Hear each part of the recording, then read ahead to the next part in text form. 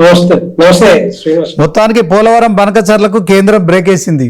ఇదేమో తెలంగాణ ప్రజల విజయం అని బీఆర్ఎస్ నాయకులు కాంగ్రెస్ నాయకులు ఇద్దరు చెప్పారు, మీరు విన్నారు. సో దీంట్లో బీజేపీ పాత్ర ఏమన్నా ఉందా, లేకుంటే ఏం చెప్తారు? ముందుగా మీకు వాళ్ళకి 90 ప్రేక్షకులకి ప్యానెల్ ఉన్న రామ్మోహన్ రావు గారికి, శ్రీనివాస్ గారికి, శ్రీనివాసరావు గారికి నమస్తే, గుడ్ ఈవినింగ్. కేంద్ర ప్రభుత్వ పాత్ర లేకుండా ఎట్లా వెనక్కి పంపిస్తుందండి ప్రపోజల్? బేసిక్ గా ప్రపోజల్ పంపించింది కేంద్ర ప్రభుత్వం. మనకి ముందు నుంచి తెలుసు, ఈ గోదావరిలో బంకచెర్ల ప్రాజెక్ట్ అనేది తెలంగాణ ప్రాజెక్ట్, తెలంగాణ నీళ్లు కానీ తెలంగాణ వాటర్ ఇష్టం వచ్చినట్టుగా వాడుకొని ఏదో ప్రాజెక్టులు కట్టడానికి కాదు కదా. ఎందుకంటే మనకి ఏదైతే 968 టీఎంసీల నీళ్లు ఉన్నాయో మన వాటా, తెలంగాణ వాటా, ఆ తెలంగాణ వాటా తేల్చుకున్నాకనే ఆ తెలంగాణ వాటా మీద ప్రాజెక్టులు కట్టుకున్న తర్వాతనే మిగిలిన నీళ్ళు ఉంటే ఆంధ్రప్రదేశ్ తీసుకెళ్లొచ్చు. ఇవన్నీ కూడా ఆ ట్రిబ్యునల్ ఇచ్చింది కదా. దానికి కాదని చెప్పేసి ఓన్లీ ఫ్లడ్ వాటర్ బేస్ మీద మాకు ఎక్కువ నీళ్ళు వస్తా ఉన్నాయి, ఆ నీళ్ళ మీద మేము కట్టుకుంటాం, అక్కడి నుంచి మేము రాయలసీమకు తీసుకుపోతామంటే ఊరుకునే ప్రసక్తి ఉండదు ఎట్టి పరిస్థితుల్లో.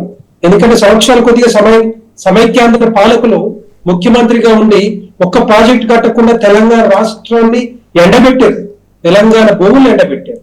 బేసిక్ గా ఇప్పుడు కూడా 12 సంవత్సరాల తర్వాత తెలంగాణ రాష్ట్రం వచ్చిన తర్వాత కూడా ఇదే విధంగా ముందుకు పోతే తెలంగాణ రాష్ట్రం ఏ విధంగా సస్యశ్యామలం అవుతాయి, తెలంగాణ భూములు ఎట్లా ఇరిగేట్ అవుతాయి.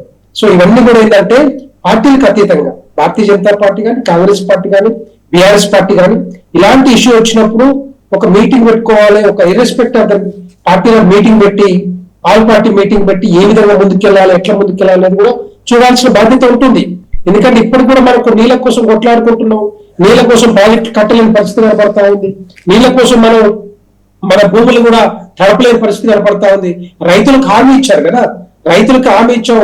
బీఆర్ఎస్ పార్టీ కేసీఆర్ గారు అయితే ఆ టైంలో 1 కోటి ఎకరాలు మాగాణి చేస్తామని చెప్పారు. అందుకే కదా వాళ్ళ కోటేసి గెలిపిస్తే ఆ 1 కోటి ఎకరాలు మాగాణి కాదు కదా, కనీసం 10 లక్షల నీళ్లు కూడా 10 లక్షల ఎకరాలకు కూడా నీళ్లు రాలేదు. సో ఆ విధంగా కాకుండా ఇప్పటికైనా కూడా ఒకవైపు నుంచి కృష్ణా నదిలో మన వాటా దగ్గర 524, 530 టీఎంసీల నీళ్లు రావాల్సి ఉండే, దాన్ని 299 ఒప్పుకొని అక్కడ మన ఎడారి దక్షిణ తెలంగాణ ఎడారి చేస్తా ఉన్నారు. అందుకనే గుడ్డిగా ఎవరిని పెడితే వాళ్ళకి ఇష్టం వచ్చినట్టుగా ముఖ్యమంత్రి అయ్యారు అని చెప్పేసి సంతకాలు పెడితే రేపొద్దున తెలంగాణ ప్రజల ఆగ్రహాన్ని చూడాల్సి వస్తుంది. ఆ ఆగ్రహం కనిపించింది కేసీఆర్ గారిలో, అందుకే ఆ కేసీఆర్ తో. సో ఆ విధంగానే బీఆర్ఎస్ పార్టీని ఓడించి తెలంగాణ ప్రజలు ఇప్పటికైనా మన తెలంగాణ తెచ్చుకున్నది నీళ్లు, నిధులు, ఉద్యోగాలు కనుక 968 టీఎంసీల నీళ్లు వాటర్ ఏదైతే ఉందో వాటి ఎక్కడెక్కడ ప్రాజెక్టులు ఉన్నాయి, ఏ విధంగా కట్టుకోవాలి, ఎట్లా కట్టుకోవాలి, ఎన్ని ప్రాజెక్టులు రావాలి, ఎన్ని వేల కోట్లు రావాలి, కేంద్ర ప్రభుత్వం కూడా అడగవచ్చు. సో ఆ విధంగా ముందుకు పోతేనే రేపొద్దున మన తెలంగాణ భూములన్నీ కూడా సస్యశ్యామలం అయ్యే అవకాశాలు ఉంటాయి. అందుకనే బంకచెర్ల గుడ్డిగా మనకు తెలుసు బీఆర్ఎస్ హయాంలో కూడా రాయలసీమ ఎత్తిపోతల పథకం కానీ, పట్టిసీమ కానీ, నేను అనుకుంటే బంకచెర్ల స్టార్ట్ చేసారో లేదో కానీ పనులు, అది ఆ 2 మాత్రం స్టార్ట్ చేశారు. ఇక పోతిరెడ్డి పాడికైతే పొక్క పెట్టుకొని వాళ్ళు ఇష్టం వచ్చి దోసుకొని పోయారు. ఏది జగన్ ప్రభుత్వం అయితే ఎక్కడ పడితే అక్కడ. అందుకే నేను ఇప్పటికైనా కూడా మన కంట్రోల్ మనం చేయాల్సిన అవసరం ఉంటుంది.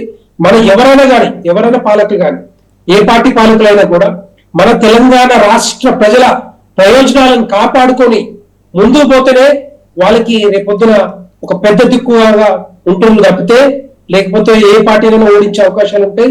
ఆ నీళ్ళని ఇప్పుడు చూడండి, కాళేశ్వరం నీళ్ళు రాకపోతే ఏమవుతుంది, గ్రౌండ్ వాటర్ కానీ లేకపోతే వర్షాలు లేకపోతే రేపొద్దున ఎల్‌నినో ఎఫెక్ట్ తోటి ఎన్ని వేల ఎకరాలు, లక్షల ఎకరాలు ఎండిపోయే అవకాశాలు ఉంటాయి నీళ్లు లేకపోతే.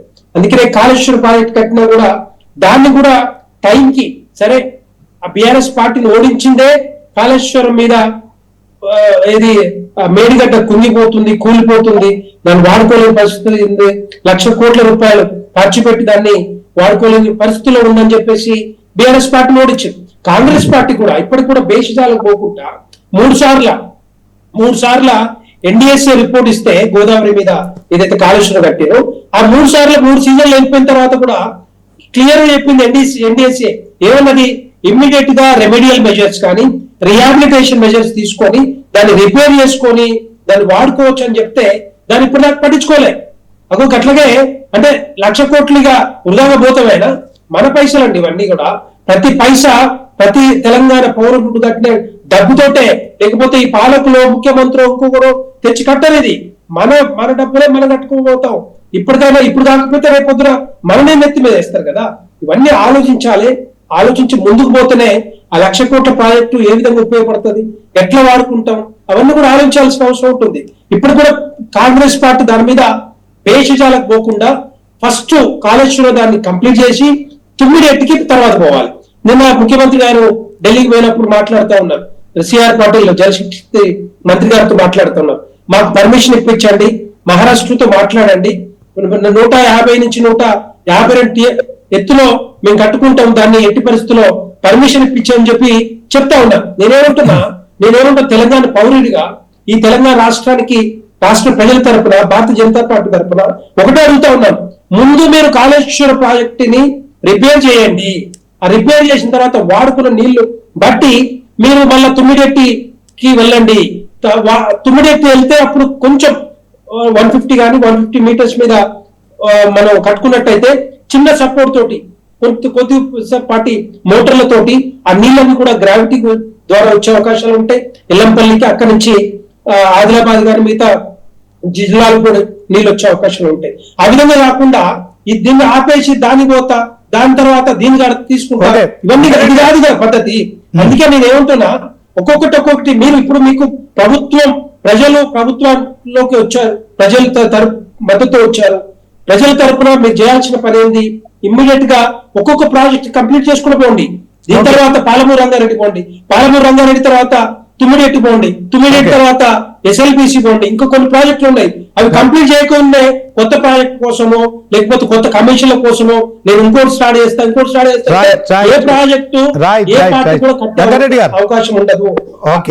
ఆ విధంగా పోకుండా ముందుగా ఒక్కొక్కటి కంప్లీట్ చేసుకుంటూ పోవాలని చెప్పేసి నేను డిమాండ్ చేస్తా ఉన్నాను, సలహా కూడా ఇస్తా ఉన్నాను.